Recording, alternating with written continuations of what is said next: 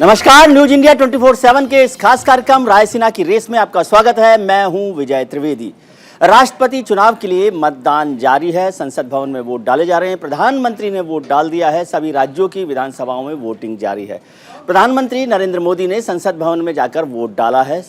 उत्तर प्रदेश के जो मुख्यमंत्री हैं योगी आदित्यनाथ ने, उन्होंने यूपी विधानसभा में वोटिंग की है। राष्ट्रपति पद के दोनों उम्मीदवार द्रौपदी मुर्मू और यशवंत सिन्हा के बीच में कड़ा मुकाबला दिखाई दे रहा है। दोनों की तरफ से क्या होगा, इस पर हम चर्चा करेंगे। आज पूरे 1 घंटे इस पर चर्चा करेंगे कि रायसीना की रेस में क्या चल रहा है, वोटों का समीकरण क्या है, इस सब पर हम लोग चर्चा करेंगे। वोटों का समीकरण क्या कहता है, किस दल का किसे समर्थन है, कौन किसके साथ जा रहा है, ये सब हम चर्चा करेंगे। देखते हैं कि क्या हो रहा है रायसीना की रेस में। ये देखिए राष्ट्रपति चुनाव का समीकरण। द्रौपदी मुर्मू बनाम यशवंत सिन्हा, कुल वोट 6,40,000 उनको मिलने वाले हैं। बीजेपी के 4,58,036 वोट हैं। कांग्रेस के 1,47,000 वोट हैं जो यशवंत सिन्हा को मिलने वाले हैं, ऐसी संभावना बताई जा रही है। हालांकि यशवंत सिन्हा ने कहा है कि अंतरात्मा की आवाज़ से वोट दिया जाना चाहिए। जेडीयू के द्रौपदी मुर्मू के समर्थन में वाले वोट इधर हैं, यशवंत सिन्हा के संभावित वोट उधर हैं। जेडीयू के 22,601 वोट, तृणमूल कांग्रेस के 58,632 वोट यशवंत सिन्हा साहब के साथ हैं।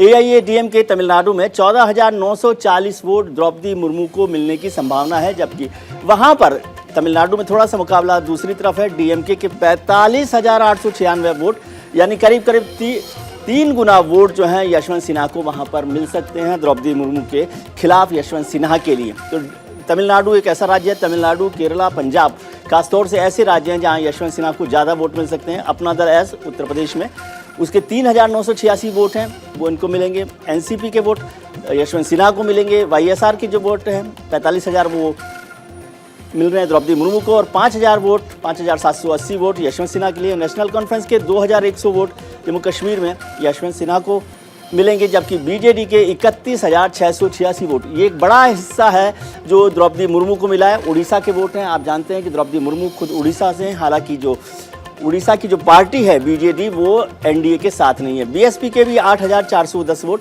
ये भी एनडीए के साथ नहीं थे, वो अभी द्रौपदी मुर्मू को मिल रहे हैं। एआईएमआईएम के 3,000 से ज़्यादा वोट यशवंत सिन्हा के साथ जा सकते हैं। शिवसेना शिंदे, उनके 7,000 वोट, अभी आपने देखा था कि किस तरह से वहाँ पर सत्ता परिवर्तन हुआ और शिवसेना बट गई है, टूट गई है। समाजवादी पार्टी के वोट यशवंत सिन्हा को मिलेंगे। शिवसेना उद्धव के वोट जो है, यहाँ शिवसेना 2 भले हिस्सों में बट गई हो, लेकिन दोनों तरफ के वोट द्रौपदी मुर्मू को मिल रहे हैं। जेएमएम के वोट, वहाँ पर भी वो एनडीए की सरकार नहीं है, कांग्रेस के साथ सरकार में है, लेकिन 6,680 वोट द्रौपदी मुर्मू को मिलेंगे। जनता दल सेक्युलर के 5,896 वोट और सीपीआई के 6,257 वोट यशवंत सिन्हा साहब को मिलेंगे। टीडीपी के वोट 6,457 वोट हैं, वो द्रौपदी मुर्मू के खाते में बताए जाते हैं, और टीआरएस के 24,796 वोट हैं। शिरोमणि अकाली दल के 1,748 वोट हैं और आपके 21,308 वोट। पंजाब भी बहुत महत्वपूर्ण है इस चुनाव में, जो यशवंत सिन्हा को ताकत दे सकता है। एसबीएसपी जो है पार्टी राजभर की, उसके वोट भी उनके साथ हैं, द्रौपदी के साथ। कुल मिलाकर 6,66,028 वोट मिलने की उम्मीद दिखाई देती है। यशवंत सिन्हा को 4 लाख से ज़्यादा वोट मिलेंगे, लेकिन ये तो सब आंकड़े हैं। चुनाव में क्या होता है, वोट कैसे डाले जा रहे हैं, उस सब पर चर्चा करेंगे। राष्ट्रपति चुनाव की रेस में भले ही यशवंत सिन्हा पीछे दिखाई दे रहे हों, लेकिन वो लंबी लड़ाई लड़ते रहे हैं, लोकतंत्र की बात की है, जमहूरियत की बात की है, इसके बावजूद वो हार मानने के मूड में नहीं है। तभी तो विपक्ष के साझा उम्मीदवार यशवंत सिन्हा ने इस चुनाव को बहुत अहम बताया। सिन्हा ने कहा कि अपनी अंतरात्मा की आवाज़ सुनकर वोट डालें। याद कीजिए 1969 में इंदिरा गांधी ने भी अंतरात्मा की आवाज़ पर वोट डालने की बात की थी। एक और जहां आज राष्ट्रपति का चुनाव जारी है, तो वहीं दूसरी ओर संसद का मानसून सत्र भी शुरू हो रहा है। ऐसे में सबकी निगाहें जो हैं सत्र की शुरुआत से पहले ही प्रधानमंत्री मोदी ने जो कुछ कहा उसको भी हम सुन सकते हैं कि उन्होंने क्या कहा। उन्होंने कहा कि सत्र का महत्वपूर्ण सत्र है, साथ ही राष्ट्रपति चुनाव पर भी प्रधानमंत्री ने बात की। ये आजादी के अमृत महोत्सव का कालखंड है।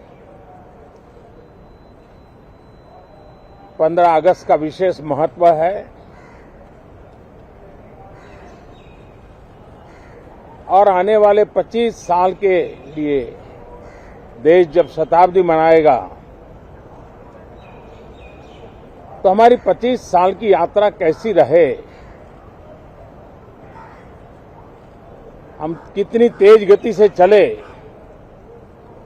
कितनी नई ऊंचाइयों को पार करें, इसके संकल्प लेने का एक कालखंड है।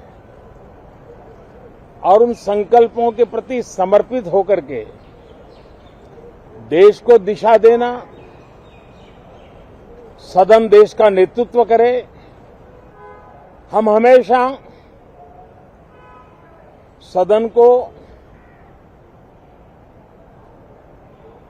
संवाद का एक सक्षम माध्यम मानते हैं, तीर्थ क्षेत्र मानते हैं, जहां खुले मन से संवाद हो, जरूरत पड़े तो वाद विवाद हो, आलोचना भी हो, बहुत उत्तम प्रकार का एनालिसिस करके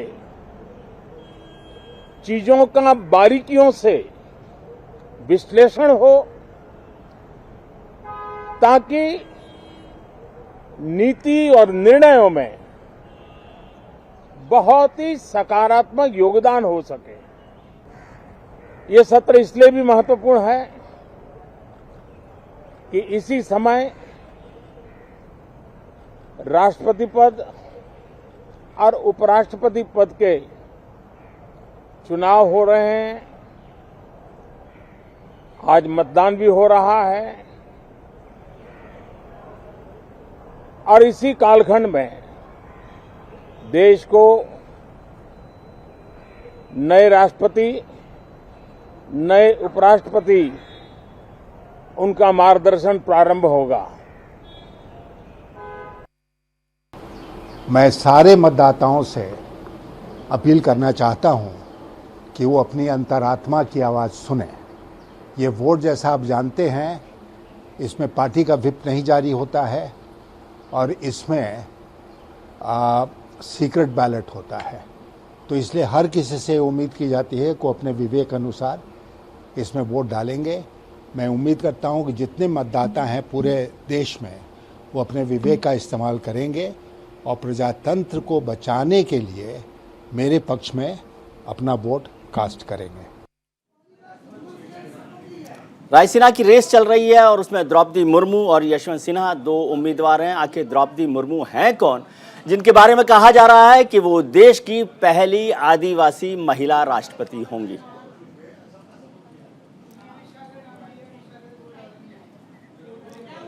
जी, हमारे साथ जुड़ रहे हैं राजेश बादल, वरिष्ठ पत्रकार हैं। उनका संसदीय राजनीति में और राष्ट्रपति भवन और राष्ट्रपतियों के बारे में बहुत ज़्यादा गहन अध्ययन है। मेरे मित्र हैं, बहुत लंबा अनुभव उनका रहा है राजेश जी का।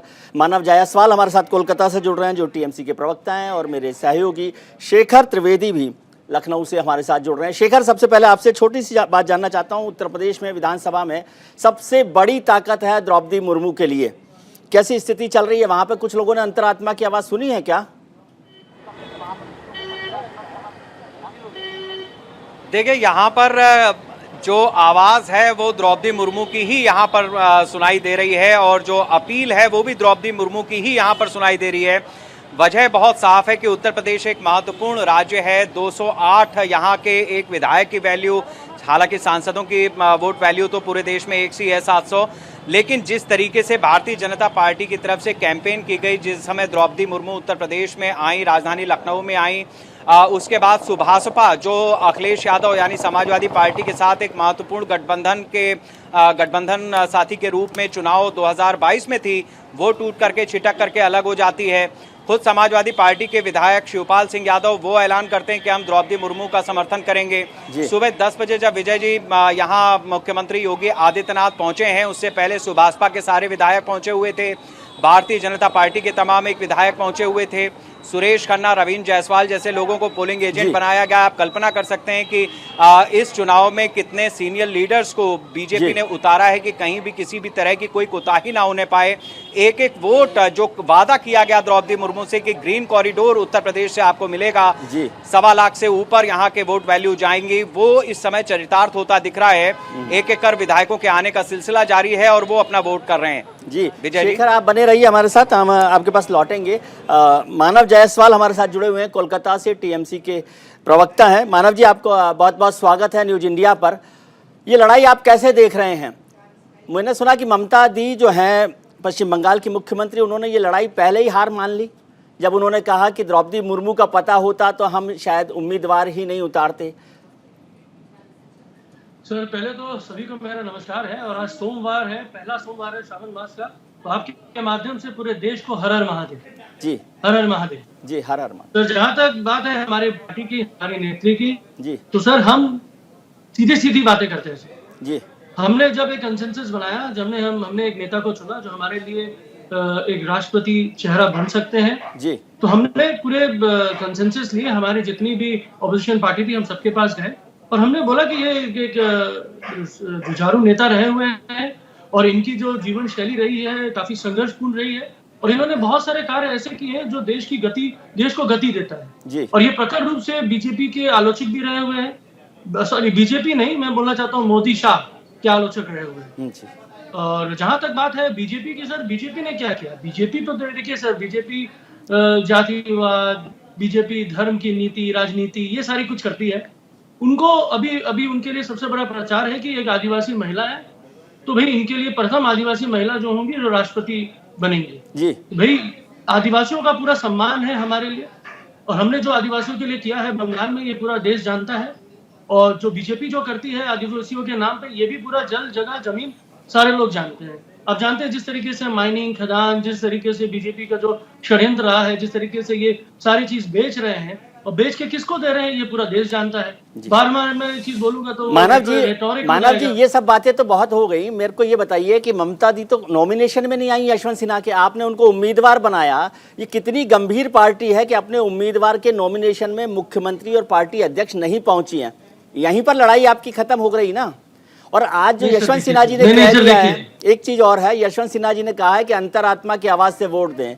अंतरात्मा की आवाज से पहले ही बहुत सारी पार्टियां आपकी साथ वाली द्रौपदी मुर्मू के साथ चली गई हैं। यदि कुछ और लोगों को अंतरात्मा की आवाज सुनाई दे गई तब क्या होगा? सर, पहले तो दो चीजें आपने बोली।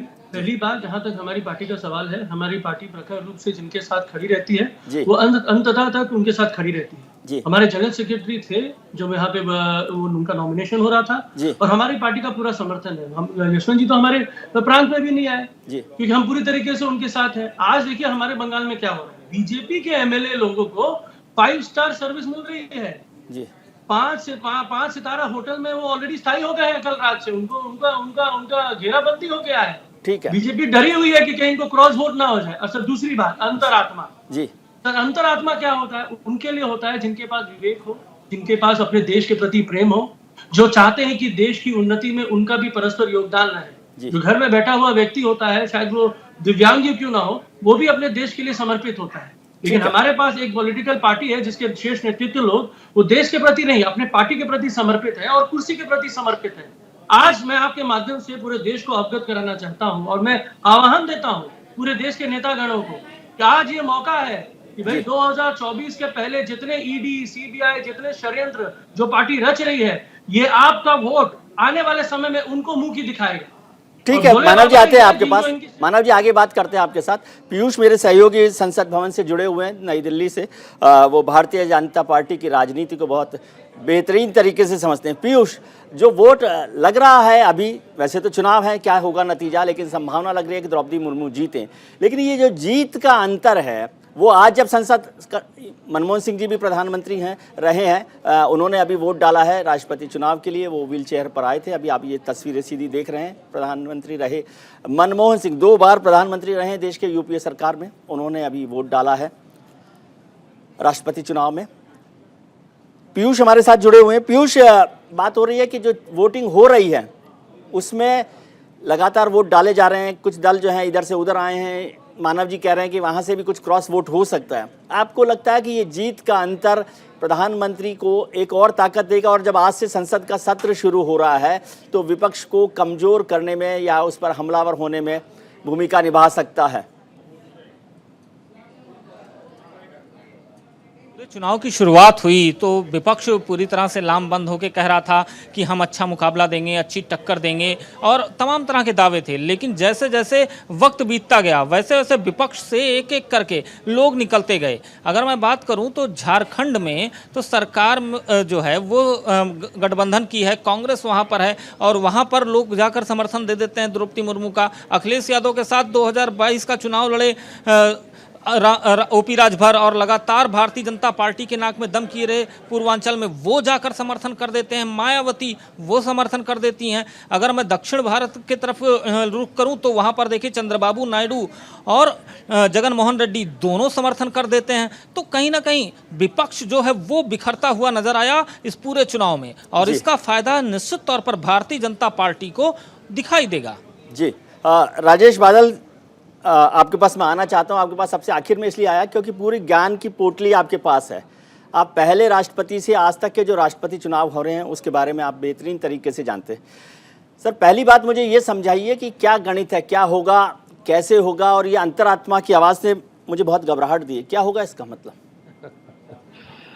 धन्यवाद विजय जी। देखिए, ये देश के हमारे संवैधानिक लोकतंत्र के सर्वोच्च और शिखर पद का चुनाव है और ये चुनाव जैसा कि हम जानते हैं कि ठीक है, इसमें दो प्रत्याशी हमारे सामने है, एक पक्ष का है एक प्रतिपक्ष का है जी। लेकिन और इस समय जो स्थितियां हैं और जो हम जैसे पत्रकार जो थोड़ा बहुत गणित और समीकरण लगा पा रहे हैं जी, तो उसमें हम बेशक द्रौपदी जी का पलड़ा भारी देख रहे हैं और वोटों का जो गणित है वो भी उनके पक्ष में झुका हुआ है। यशवंत सिन्हा जी ने एक प्रतिपक्ष के एक उम्मीदवार के रूप में अच्छी परंपरा का उन्होंने निर्वाह किया है। लेकिन जो दूसरी बात, सबसे महत्वपूर्ण बात आपने कही है, वो अंतरात्मा की आवाज वाली है जी। असल में लोग और हमारे मतदाता तक, सांसद और विधायक जिनकी मैं बात कर रहा हूं, ये चुनाव संसदीय प्रक्रिया का अगर आप अध्ययन करें तो होता ही अंतरात्मा की आवाज पर है जी, क्योंकि विप इसमें नहीं है। दलगत राजनीति से ऊपर उठ करके होने वाला चुनाव है। कोई राजनीतिक दल इसमें व्हिप जारी नहीं कर सकता और अगर कोई दूसरा दल यानी भारतीय जनता पार्टी का विधायक या सांसद कांग्रेस के उम्मीदवार को या कांग्रेस का विधायक या सांसद बीजेपी के उम्मीदवार को वोट करता है तो उसके खिलाफ कार्रवाई भी नहीं हो सकती जी। तो मैं ये कहना चाहता हूं कि ये चुनाव होता ही अंतरात्मा की आवाज पर है, क्योंकि ये पद मजहब से ऊपर है, दलगत राजनीति से ऊपर है। उसे हम खंडों में नहीं बांट के देख सकते कि ये महिला है या आदिवासी है, जैसा कि हाल के वर्षों में कुछ चुनावों में हमने देखा है। जी, तो राजेश जी, अखिलेश जी कुछ कह रहे हैं। अखिलेश चाचा को याद रखना चाहिए कि भारतीय जनता पार्टी की भाषा क्या थी और भारतीय जनता पार्टी की भाषा हमेशा खराब रही है समाजवादियों के प्रति। क्या गठबंधन तोड़ रही है बीजेपी 24 के लिए? भारतीय जनता पार्टी धर्म के आधार पर नफरत फैलाया करके, और उसका उदाहरण है कि कानपुर में जिस तरह से दंगा कराया, पुलिस प्रशासन अगर समय पर निर्णय ले लेता और इनकी इंटेलिजेंस फेलियर नहीं होती तो इतना बड़ा दंगा कानपुर में नहीं होता, ना प्रयागराज में होता, ना कहीं प्रदेश में किसी कोने में होता। जी राजेश जी, सॉरी, अखिलेश यादव बोल रहे थे अपनी पार्टी के बारे में। हाँ, आप अंतरात्मा की आवाज की बात कर रहे थे। सर, महत्वपूर्ण बात है, आपने कहा कि अंतरात्मा की आवाज से वोट डाले जाते हैं चुनाव की जो प्रक्रिया उसमें, लेकिन नतीजे तक ये बताते हैं कि सारी विचारधारा भी छोड़िए, पॉलिटिकल जो ट्विस्ट है आपका, उसके हिसाब से आप वोट डाल रहे हैं।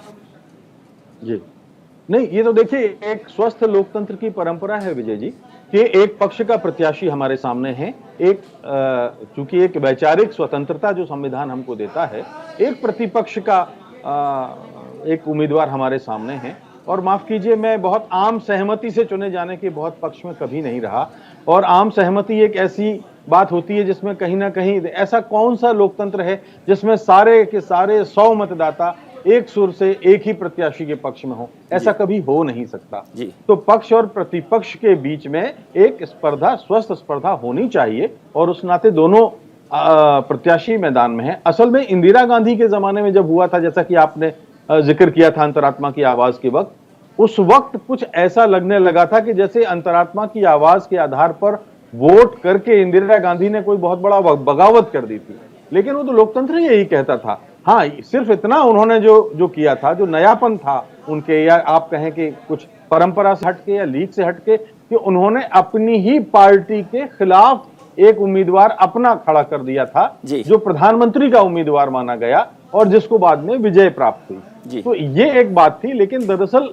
बुनियादी तौर पर ये कोई दलगत राजनीति या किसी पार्टी से बंधकर होने वाला चुनाव है ही नहीं विजय जी। जी मानव जी, कुछ लोगों ने मुझे कहा कि उम्मीदवार और चुनाव तो बहुत साफ है वोट के हिसाब से, जितना दिखाई दे रहा है मोटे तौर पर, लेकिन ये बड़ी जीत है ममता बनर्जी की ये दिखाने के लिए कि विपक्ष में वो सबसे ताकतवर पार्टी है, और जो अभी तक हम विपक्ष का अम्ब्रेला कांग्रेस के पास पकड़े दिखाई देते थे वो ममता बनर्जी ने उनसे खींच लिया, केवल ये बताने के लिए कि विपक्ष का उम्मीदवार में यशवंत सिन्हा साहब ममता बनर्जी यानी तृणमूल कांग्रेस के उम्मीदवार है, कांग्रेस की बजाय तृणमूल कांग्रेस का उम्मीदवार, यानी अब विपक्ष की जो लीडरशिप है वो ममता बनर्जी की पास होगी। तो अपनी लीडरशिप के लिए यशवंत सिन्हा का बलिदान दे दिया आपने। सर पहले तो मैं आपको दो तीन बड़े हैं और मैं आपको करेक्ट नहीं करना चाहता जी, तो हम किसी का बलिदान नहीं देते जी, बलिदान बीजेपी देती है जी। आप देखिए नुपुर शर्मा के नाम पे बलिदान हो गया, बीजेपी को क्लीन चिट मिल गई फॉर एग्जाम्पल। जहां तक में हमारी बात है सर, हम एक लौती पार्टी है जो बीजेपी से आंख मिला के लड़ रहे हैं, हर जगह लड़ रहे हैं सर। हार जीत तो सर तब आएगा ना जब हम लड़ेंगे जी। आपके पास एक सबसे बड़ी पार्टी है जिसके कभी हम भी उसकी डहनी थे, क्या हुआ? वो पार्टी क्या कर रही है? वो नतमस्तक है। अभी आपके हमारे रिपोर्टर भाई साहब ने क्या बोला कि भाई कांग्रेस के खुद के लोगों को पता नहीं कि वो कौन किसको जाके वोट देंगे जी। बात अंतरात्मा की नहीं है सर, बात है देश की जी। देश के लिए जो समर्पित है, आज उसकी लड़ाई है। आज लड़ाई है कि आने वाला भविष्य हमारे बच्चे कैसे देखेंगे जी। क्या वो बेरोजगारी के लिए अग्निपथ का चयन करेंगे जी? क्या हमारे बच्चे परीक्षा नहीं देके वो नीट और जीत का वेट करेंगे कि भैया परीक्षा होगी तब हमको अपना भविष्य मिलेगा? क्या वो पकोड़े तलने के लिए भविष्य देना चाहते हैं? आप बीजेपी कार्यालय में दरबान बनाने के लिए बच्चों को पैदा कर रहे हैं जी। आज हमारी जो महिलाएं हैं, जिस तरीके से आपको पता है मध्य प्रदेश में एक दलित महिलाओं को जला दिया गया और सारी चुप्पी थी।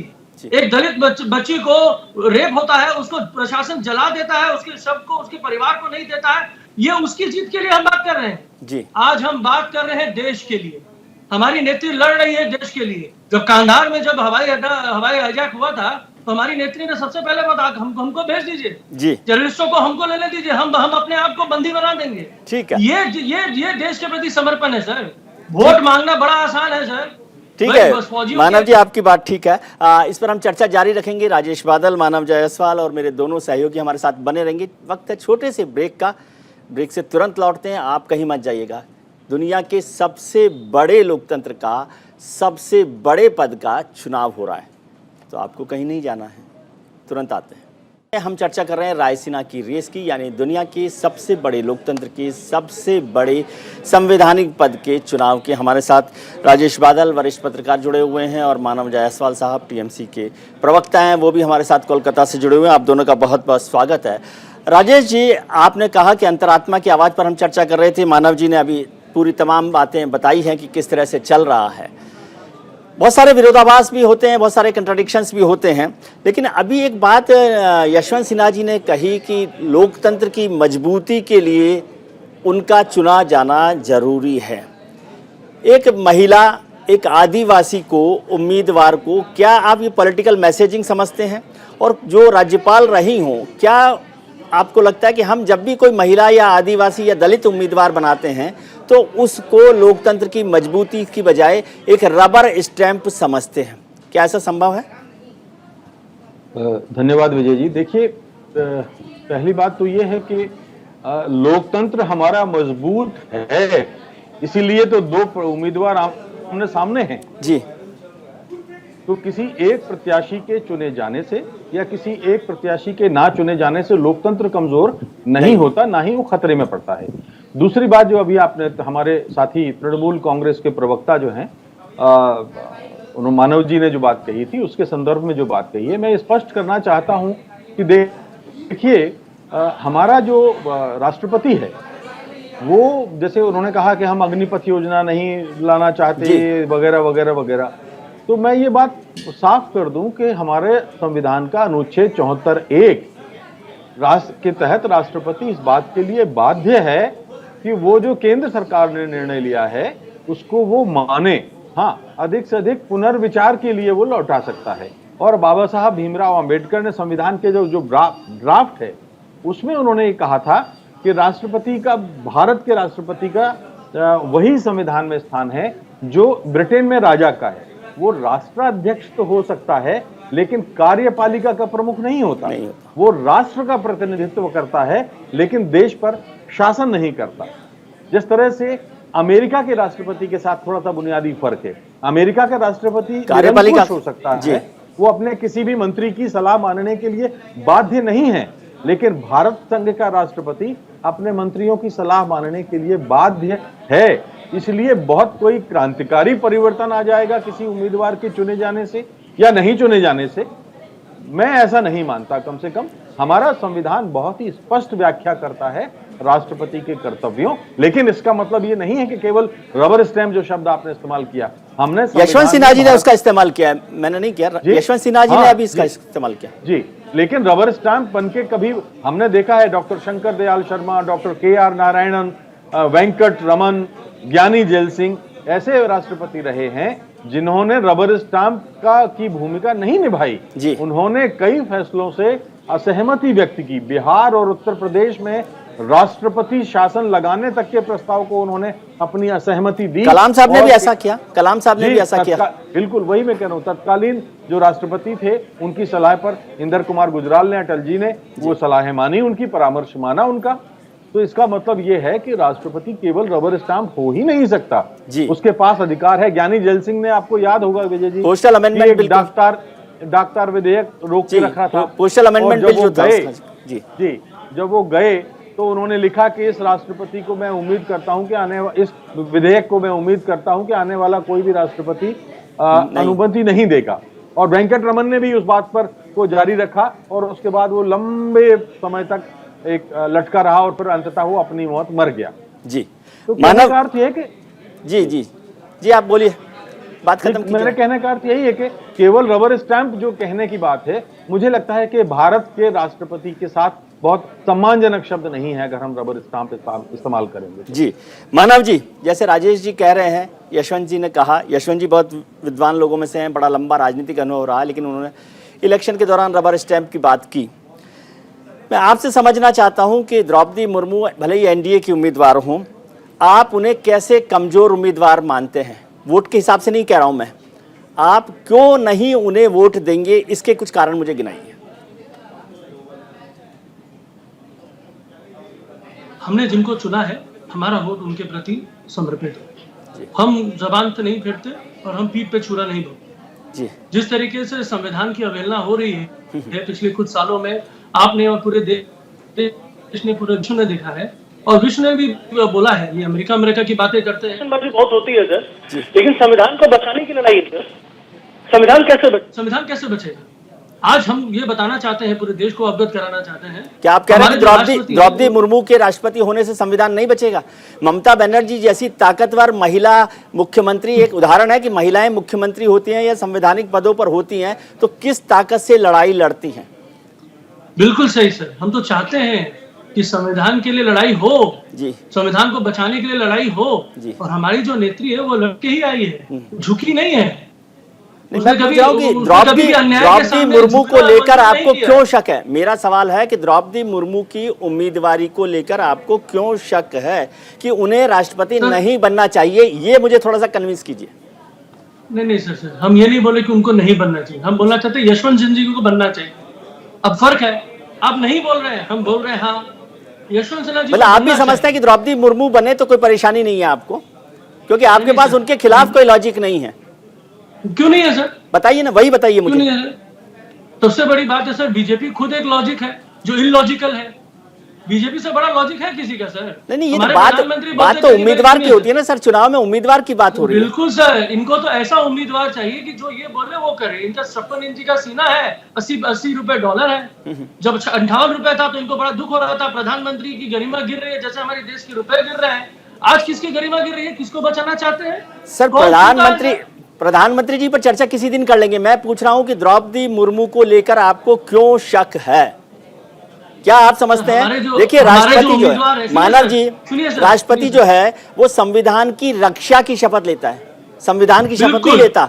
तो रक्षा की जो शपथ लेता है, क्यों आपको शक है कि द्रौपदी मुर्मू संविधान की रक्षा नहीं करेंगी?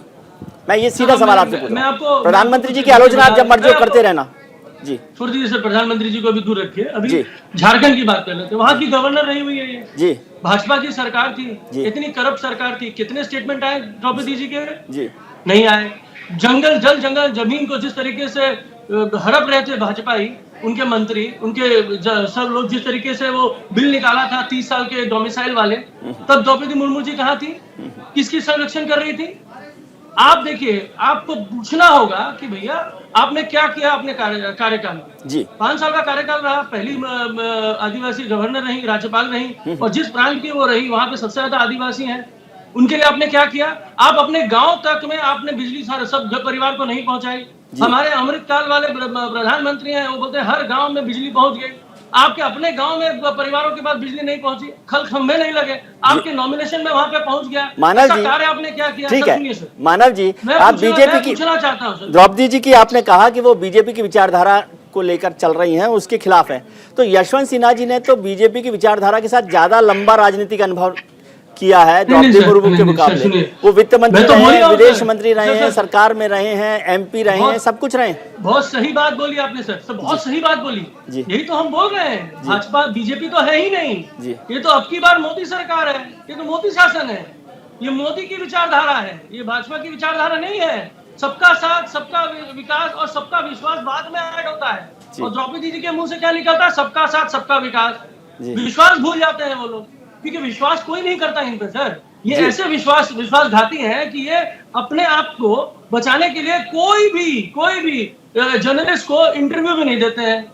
इनको पकोड़े वाला इंटरव्यू देना अच्छा लगता है। इनको रेडार जो छूट जाती है। देखिए, फिर आप वहां पर पहुंच गए पॉलिटिक्स पर। राजेश जी, यशवंत सिन्हा जी ने एक और बात कही कि ये व्यक्तियों की लड़ाई नहीं है, क्योंकि यशवंत जी का मैंने बड़ा इंटरव्यू किया तो उन्होंने कभी द्रौपदी मुर्मू के खिलाफ कुछ नहीं बोला, और उन्होंने कहा ये व्यक्तियों की लड़ाई नहीं है, ये विचारधारा की लड़ाई है। ये सवाल बहुत महत्वपूर्ण है। लेकिन क्या आपको लगता है यशवंत सिन्हा जी बहुत विद्वान लोग हैं, बहुत अनुभवी लोग हैं, क्या वो विचारधारा की लड़ाई को कहने का एक पुख्ता दम रखते हैं? क्योंकि जिस विचारधारा के खिलाफ लड़ना चाहते हैं वो विचारधारा पर तो वो लंबे समय तक रहे हैं। देखिए, इसमें मैं थोड़ा सा इस समय पे विजय जी, यशवंत सिन्हा की एक अच्छी बात यह है कि जब वो राष्ट्रपति पद के लिए उम्मीदवार नामांकित किए गए तो उन्होंने फिर तृणमूल कांग्रेस से भी रिजाइन किया है, जहां तक मेरी जानकारी है जी। और इस तरह से वो किसी दल से बंधे हुए नहीं हैं जी। और मैंने जो पहले भी कहा था कि ये दलगत राजनीति से ऊपर सर्वोच्च शिखर पद है। अब जो बात आपने विचारधारा की कही है, मैं ये कहना चाहता हूं, देखिए देश के 75 साल आजादी को हो गए, तो अब इस देश में दो तरह की स्थितियां हमारे लोकतंत्र ने स्वीकार कर ली हैं। पहले बहुदलीय लोकतंत्र एक तरह से था और बहुत अलग अलग विचारधाराएं लोग लेकर के चल सकते थे। समाजवादी आंदोलन दम तोड़ गया, वामपंथी आंदोलन कमजोर पड़ गया। अब लेकर के दो धाराएं बची हैं विचारों की, जिसमें से एक का प्रतिनिधित्व भारतीय जनता पार्टी करती है, दूसरा प्रतिनिधित्व कांग्रेस करती है। अब यानी जिन दलों को इन दो विचारधाराओं पर काम चलने वाले दलों का समर्थन करना है, वो इस तरह से दो खानों में या दो खेमों में बंट सकते हैं जी। और इस आधार पर जब यशवंत सिन्हा की बात हम करते हैं तो मुझे लगता है उनका कहना सच है कि अब रहे होंगे वो किसी समय पे, लेकिन उन्होंने देखा कि हमने भी देखा है कि वो जो भारतीय जनता पार्टी थी वो अटल बिहारी और लालकृष्ण आडवाणी जी की पार्टी थी, जिन्होंने बहुत कुछ अपनी लोकतांत्रिक परंपराओं का निर्वाह हमने देखा 2003-4 तक, जब तक उनकी सरकार रही हुआ। अब ये जो 2014 के बाद की सरकार है, वो अपने तरीके से लोकतंत्र की नई परिभाषाएं गढ़ रही है या रच रही है। तो इससे यशवंत सिन्हा की असहमति हो भी सकती है और यह सहमति मुझे लगता है अस्वाभाविक नहीं है। तो उन्होंने ठीक ही कहा कि भाई अब उस विचारधारा से वो समर्थक नहीं है जो वर्तमान मौजूदा नेतृत्व भारतीय जनता पार्टी का है। वो अटल बिहारी वाजपेयी या आडवाणी की भारतीय जनता पार्टी नहीं है जब तब तक वो साथ में थे। तो ये जो एक ध्रुवीकरण हो गया है, उस ध्रुवीकरण में दो उम्मीदवार उभर के हमारे सामने आए हैं और मुझे लगता है हमें इनका स्वागत करना चाहिए। ठीक है, मानव जी आपके पास आता हूं। मेरे सहयोगी कमल कुमार रांची से जुड़ गए हैं। कमल, पूरे राष्ट्रपति चुनाव में झारखंड से एक उम्मीद थी यशवंत सिन्हा जी को, क्योंकि वो विपक्ष के उम्मीदवार है और वहां पर गैर बीजेपी सरकार थी, जेएमएम की सरकार है। लेकिन वहां पर भी चुनाव करीब आते आते उन्होंने, सरकार ने जो है रुख बदल लिया है। ये सरकार बचाने की कवायद थी या एक आदिवासी उम्मीदवार को साथ देने की कोशिश? देखिए, जिस तरह से यहाँ पर मुख्यमंत्री ने ऐलान किया कि जो शिबू सोरेन है झारखंड मुक्ति मोर्चा के सुप्रीमो, उन्हें अधिकृत किया गया है। इस बीच वह दिल्ली जाते हैं मुख्यमंत्री, वहाँ गृह मंत्री से मुलाकात होती है। तो ऐसे में कई कयास लगाए जाने लगे कि कहीं ना कहीं भाजपा के साथ संबंध अच्छे होते जा रहे हैं झारखंड मुक्ति मोर्चा के, जबकि झारखंड में कांग्रेस और आरजेडी के साथ सरकार चल रही है। इसी बीच जब द्रौपदी मुर्मू के नाम की घोषणा हुई, आदिवासी एक महिला है और पूर्व में राज्यपाल रही है, 6 वर्षों तक इनका कार्यकाल रहा, लंबे समय तक। तो इस बात को लेकर के भी चर्चा होने लगी, चूंकि आदिवासी महिला है और राष्ट्रपति के उम्मीदवार हैं। ऐसे में असमंजस में रही झारखंड मुक्ति मोर्चा और 2 बैठकें की गई विधायक दल की, जिसके बाद यह निर्णय लिया गया कि द्रौपदी मुर्मू हैं, उन्हें ही वोट किया जाएगा। अब यहाँ पर मुख्य रूप से यही चर्चाएं होने लगी कि एक तो आदिवासी मुख्यमंत्री है झारखंड में और आदिवासी बहुल क्षेत्र के रूप में जाना जाता है झारखंड। ऐसे में अगर आदिवासी महिला जो राष्ट्रपति पद की उम्मीदवार है एनडीए की ओर से, अगर उन्हें वोट नहीं दी जाती झारखंड मुक्ति मोर्चा की ओर से, तो ये भी बातें उठने लगती कि आदिवासी विरोधी है। तो कहीं ना कहीं ये भी बात आ रही है कि आदिवासी चेहरा होने की वजह से। कमल, मुझे एक पॉलिटिकल सवाल का जवाब चाहिए। राष्ट्रपति चुनाव के बाद आपने जो बात की वो बिल्कुल ठीक है, उनका तर्क जो भी होगा। राष्ट्रपति चुनाव के बाद मुझे बताइए कि झारखंड में मुख्यमंत्री बचे रहेंगे हेमंत सोरेन या जेएमएम कांग्रेस की सरकार बची रहेगी? देखिए, जिस तरह से अभी तक जो दिख रहा है, जो तस्वीरें दिख रही हैं, इससे पहले भी राज्यसभा चुनाव के दौरान भी ये बातें हुई थी कि कांग्रेस अपने प्रत्याशी चाह रहे थे, लेकिन झारखंड मुक्ति मोर्चा की ओर से महुआ माझी को उतारा गया। उस समय भी ये कयास लगाया जा रहा था कि सरकार गिर सकती है, सरकार बदल सकती है। और अभी फिर जो स्थितियां आई है, इसमें भी कांग्रेस की ओर से यही कहा जाता रहा है कि जो भी पार्टी है वो अपना निर्णय ले सकती है। गठबंधन सिर्फ झारखंड सरकार को चलाने के लिए हुई थी। तो नहीं लगता है कि कुछ चेंजेस आएंगे आने वाले समय जी। फिलहाल राजेश, आप राजनीति को इतना गहराई से समझते हैं, क्या आपको लगता है कि झारखंड में राजनीतिक समीकरण राष्ट्रपति चुनाव के बाद बदल सकते हैं? देखिए विजय जी, मुझे अभी फौरी तौर पर तो नहीं लगता कि कोई परिवर्तन की संभावना वहां है, लेकिन हमने बीते दिनों में कुछ प्रादेशिक हलचलों को जो देखा है, महाराष्ट्र में देखा है और भी कुछ राज्यों में हमने इस तरह की प्रयास देखे हैं, हलचल देखी हैं। तो झारखंड उससे अछूता रहेगा ये तो मैं नहीं कह सकता, लेकिन अलबत्ता एक बात जरूर है कि अगर आदिवासी के मामले पर वो झारखंड मुक्ति मोर्चा द्रौपदी मुर्मू को समर्थन करता है तो यशवंत सिन्हा उसी झारखंड की धरती के बेटे भी कहे जा सकते हैं, हजारीबाग के हैं वो। जी, तो इसलिए मैंने कहा कि वो भूमिपुत्र है वहां के। तो अब अगर भूमिपुत्र और आदिवासी, और झारखंड की धरती ही आदिवासी है जी। अब अगर एक मुख्यमंत्री या संवैधानिक रूप से शपथ ले चुकी निर्वाचित सरकार अपने ही लोगों में फर्क करेगी कि अपने आदिवासी और अपने भूमिपुत्र को अलग अलग करेगी कि एक आदिवासी है एक गैर आदिवासी है, तो इसका उनको राजनीतिक नुकसान जरूर उठाना पड़ेगा। वो अपने मतदाताओं में भेद नहीं कर सकती, अंतर नहीं कर सकती, और ये झारखंड मुक्ति मोर्चा ने अपराध किया है संवैधानिक दृष्टि से। लेकिन कमल जैसे कह रहे हैं कि यदि वो आदिवासी को नहीं देते तो फिर राजेश जी कहते बताइए, देखिए ये सरकार है, आदिवासियों का पूरा राज्य है और आदिवासी महिला है, उसको सपोर्ट नहीं किया। आप बहुत परेशान करते हैं राजेश जी। मैंने कहा ना, तो इसके लिए तभी तो मैं कह रहा हूं कि ये चुनाव अंतरात्मा की आवाज है। उनको छोड़ देना था, उनको कहना था हमारे सारे हे विधायकों, आप जो है अपनी अंतरात्मा की आवाज के अनुसार हमारी झारखंड के 2 सपूतों को, एक आदिवासी हैं और एक भूमिपुत्र हैं, उनको वोट करने के लिए आजाद हैं उन्हें ये करना चाहिए था ठीक अगर है। उन्हें लंबे समय की राजनीति करनी है तो। ठीक है मानव जी, राजेश जी ने कहा कि झारखंड में भूमिपुत्र को अपनी मातृभूमि से भी वोट नहीं मिल पाया। ये तो पॉलिटिकल क्राइसिस है या पॉलिटिकल मैनेजमेंट में कोई प्रॉब्लम है? नहीं सर, ये ईडी सीबीआई मैनेजमेंट है। आज आपको पता है सर, अब ये बात है ना, बहुत घिसी पिटी हो गई। देखो मानव जी, ये बात तो है ना, अब चलती नहीं सच्चाई है। तो घिसी पिटी रहती है ना सर। यदि ईडी सत्य शिव मेरी है, बात शिव ही सुनिए, सुंदर है। मेरी बात सुनिए सत्य है ये। सर, मेरी बात यही सत्य सुनिए। है। मानव जी मेरी बात थोड़ी सी सुन लीजिए। ईडी सीबीआई की बात इसलिए मैं घिसी पिटी मान रहा हूं, यदि ईडी सीबीआई चलता तो वहां पर पश्चिम बंगाल में बीजेपी के सांसद वापस कांग्रेस में नहीं चले, तृणमूल कांग्रेस में नहीं चले जाते। सर ये बंगाल है सर, यहाँ ईडी सीबीआई कुछ नहीं चलता। क्या है कि लोग इतने जिस तरीके से भूमिका बनाती है बीजेपी, वैसे लोग नहीं है यहाँ पे। नहीं, आप चुनाव के वक्त, पश्चिम बंगाल के चुनाव के वक्त भी ये बात कर रहे थे। बीजेपी में आप पश्चिम बंगाल के चुनाव के वक्त भी ये बात कह रहे थे। सर पश्चिम, जैसे सुनिए सर, सीधी सी बात है सर, ईडी सीबीआई जिनके ऊपर है वो बीजेपी में चले गए, उनको गंगा जल मिल गया, बीजेपी में शामिल हो गए। अब ईडी सीबीआई कहाँ है सर? और जहां तक बात है सर, हम तो बता रहे हैं सर, आप देख लीजिए जिस तरीके से सारे गन बीजेपी पॉइंटिंग करके रख रही है। आज 5 सितारा होटल में इनके एमएलए बैठे हुए हैं जी, घेराबंदी हो रखी है उनकी। क्यों भाई? कि उनको स्वतंत्रता नहीं, वो बीजेपी के मैंडेट को नहीं मान रहे हैं क्या?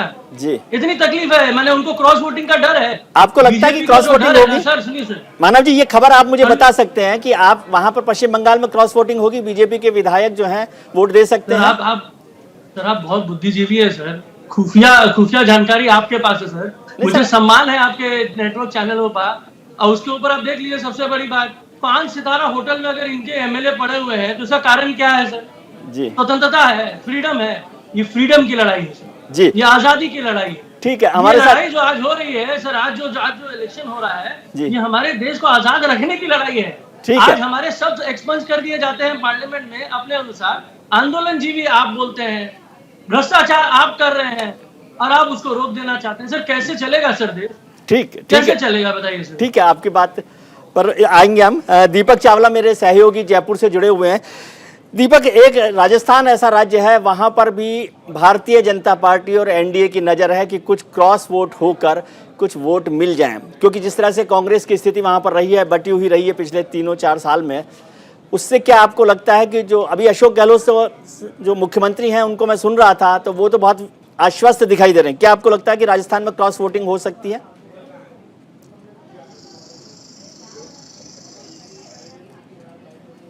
दीपक शायद अभी हमारे साथ कनेक्ट नहीं हो पा रहे हैं, दीपक जी के पास आएंगे। राजेश जी, जो बात ईडी सीबीआई की होती है वो तो ठीक है, उस पर हम कभी चर्चा कर सकते हैं। क्या आपको लगता है क्रॉस वोटिंग, हालांकि जब क्रॉस वोटिंग शब्द मेरे ख्याल से राष्ट्रपति चुनाव के लिए ठीक नहीं है, लेकिन जो संभावित समर्थन है उसमें कुछ अदला बदली आप देख रहे हैं आज की तारीख में? जो हो गई पिछले दिनों वो तो ठीक है, आज वोटिंग के वक्त जी आपने ठीक कहा कि क्रॉस वोटिंग राष्ट्रपति चुनाव के संदर्भ में एक उपयुक्त शब्द नहीं है जी। क्रॉस वोटिंग कोई अपराध नहीं है इस चुनाव के संदर्भ में कहूं तो। जब इसका कोई व्हिप जारी नहीं होता, पॉलिटिकल पार्टी कोई व्हिप जारी नहीं करती, पॉलिटिकल पार्टी ये उम्मीद ही नहीं करती कि वो उसके जो सांसद और विधायक हैं वो उसके द्वारा चुने गए प्रत्याशी को ही वोट करें जी। एक बात। दूसरी बात, आपको याद होगा हर चुनाव में क्रॉस वोटिंग होती है विजय जी। आपको मीरा कुमार और रामनाथ कोविंद का मुकाबला याद होगा, उसमें कर्नाटक से कितनी क्रॉस वोटिंग हुई थी जी, अगर आप उसको क्रॉस वोटिंग कहें तो। हर राज्य क्रॉस वोटिंग कोई शब्द, क्रॉस वोटिंग शब्द हम आइडेंटिफाई करने के, हाँ, तो इसलिए मैंने कहा कि ये देखिए दूसरी बात और भी तस्वीरें हमारे गृह मंत्री अमित शाह जी भी पहुंच गए। गृह मंत्री अमित शाह हैं, आपको दिखाई दे रहे हैं, सीधी तस्वीरें आप देख रहे हैं संसद भवन से। प्रधानमंत्री नरेंद्र मोदी ने काफ़ी पहले वोट डाल दिया था। अब ये तस्वीरें आप देख रहे हैं कि अमित शाह साहब राष्ट्रपति चुनाव में अपना वोट डाल रहे हैं। उन्होंने अपना वोट डाल दिया है राष्ट्रपति पद के चुनाव के लिए। संसद भवन के रूम नंबर 63 में ये वोटिंग चल रही है, जहां पर 6 मतदान की जो बूथ है वो बनाई गई हैं। जी राजेश जी। जी, तो मैं ये कह रहा था कि लगभग हर चुनाव में क्रॉस वोटिंग, जिसको हम सब कहते हैं, यानी एक दूसरे के उम्मीदवार को समर्थन जी मिलता ही रहा है। जब दलगत आधार पर ये चुनाव किसी कानूनी बाध्यता से नहीं बंधा है या बंदिश में नहीं है, तो देखिए यशवंत सिन्हा के कुछ मित्र भारतीय जनता पार्टी में हो सकते हैं जी। और द्रौपदी जी के कुछ मित्र कांग्रेस में हो सकते हैं। छत्तीसगढ़ तो पूरा आदिवासी प्रदेश है जी। इस बात की क्या गारंटी है कि द्रौपदी जी के मित्र छत्तीसगढ़ में कांग्रेसी नहीं होंगे? तो एक व्यक्तिगत रिश्ते, शुभकामनाएं और व्यक्तिगत धारणा योग्यता के बारे में जी। जो दोनों उम्मीदवारों की है, इस आधार पर दोनों दलों के विधायक और सांसद एक दूसरे दल के प्रत्याशी को वोट करते हैं और मेरी नजर में यही हमारे लोकतंत्र की खूबी और खासियत है। खूबसूरती है। दीपक चावला मेरे सहयोगी जयपुर से जुड़ गए हैं।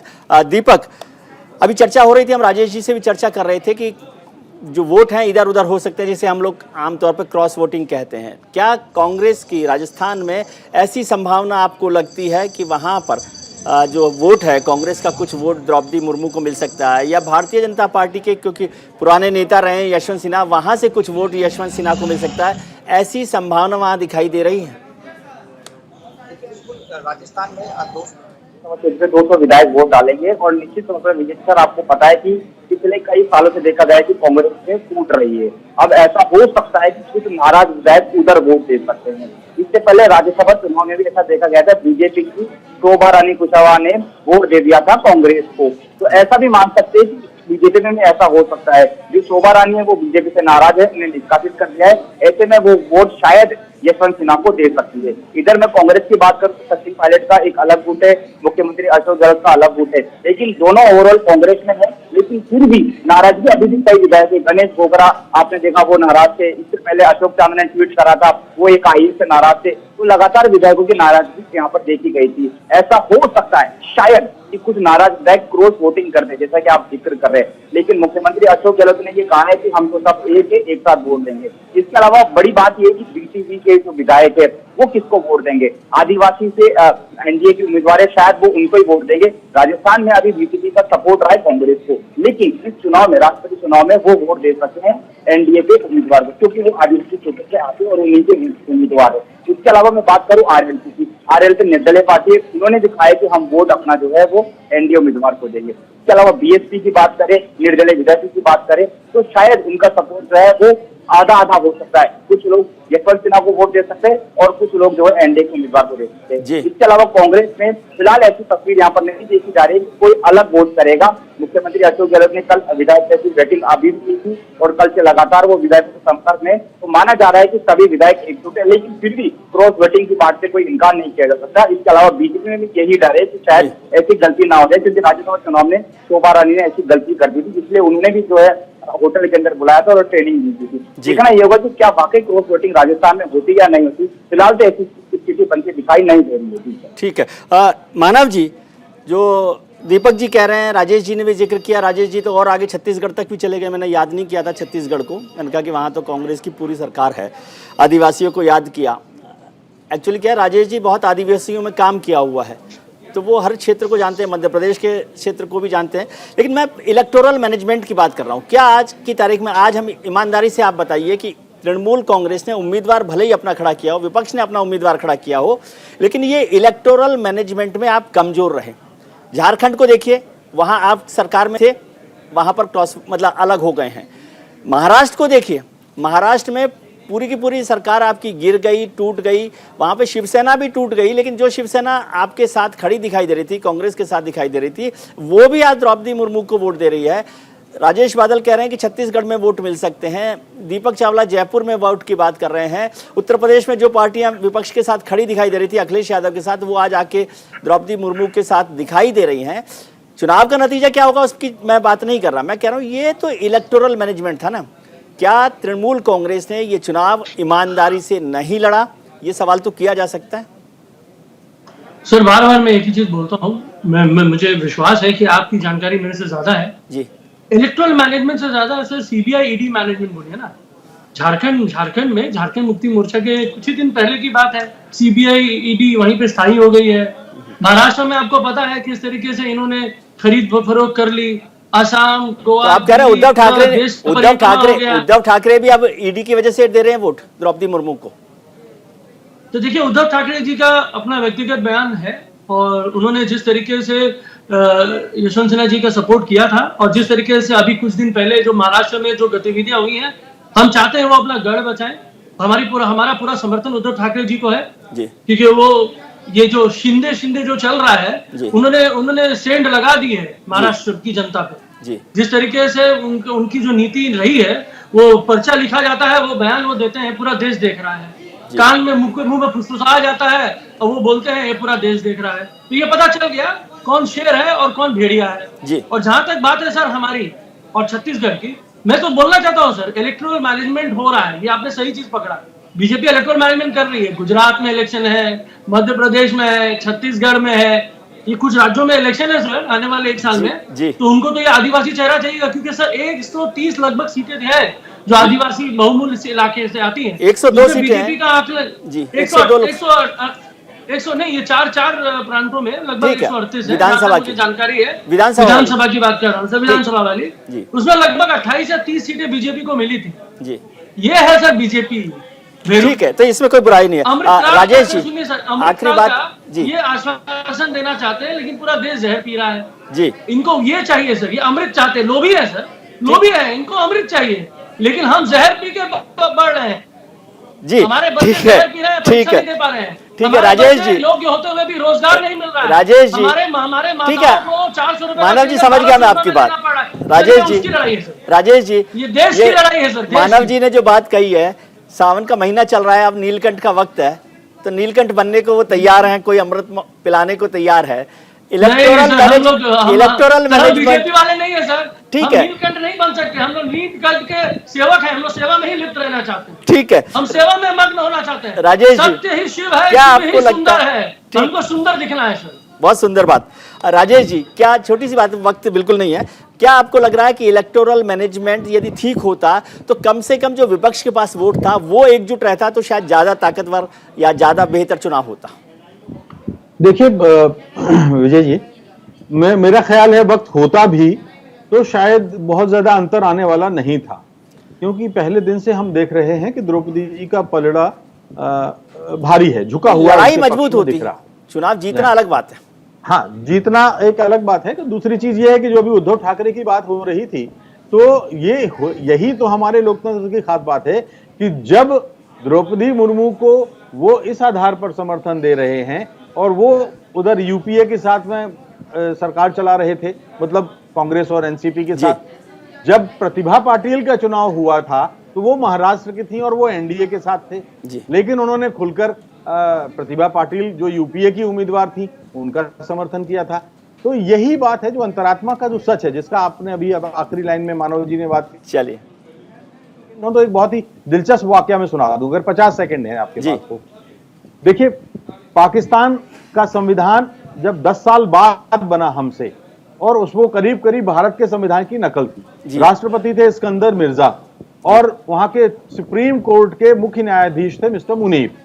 तो मिस्टर मुनीर से सिकंदर मिर्जा ने एक पूछा सवाल, लिख करके पूछा पत्र से कि मैं केंद्र सरकार के किसी अध्यादेश या उससे सहमत नहीं हूं विधेयक से, तो मुझे क्या करना चाहिए, मैं उसको खारिज कर सकता हूं? तो मुनीर जी ने कहा कि बिल्कुल आप खारिज कर सकते हैं, क्योंकि आपने जो शपथ ली है वो सत्य निष्ठा की, जो हम अभी बात कर रहे थे ना, सत्य निष्ठा की बात की, और गांधी जी जिसकी बात करते थे, सत्याग्रह, सच के साथ खड़े रहें, वो आग्रह, तो सत्य निष्ठा के साथ आप जो है, लेकिन अगर आप लौटा दें तो उसके बाद आप अपने कृपया पद से इस्तीफा दे दें। बस एक 5 सेकंड, तो आप अपने पद से इस्तीफा दे दें, क्योंकि ये देश जानने का हक रखता है कि आपने आखिर इस्तीफा क्यों दिया, और वो अपनी सरकारों से सवाल कर सकें। जी ठीक है, बहुत बहुत शुक्रिया आपका राजेश जी, मानव जी, दीपक, आपका बहुत बहुत शुक्रिया कि आपने वक्त निकाला। बात हो रही है राष्ट्रपति चुनावों की, और राष्ट्रपति जो हैं वो संविधान की रक्षा की शपथ लेते हैं, और हम उम्मीद करते हैं कि हमारे नए राष्ट्रपति भी संविधान की रक्षा की जो परंपरा है उसको आगे बढ़ाएंगे। यशवंत जी को, द्रौपदी जी को, दोनों को बहुत बहुत शुभकामनाएं हमारी तरफ से। न्यूज इंडिया पर खबरों का सिलसिला जारी रहेगा।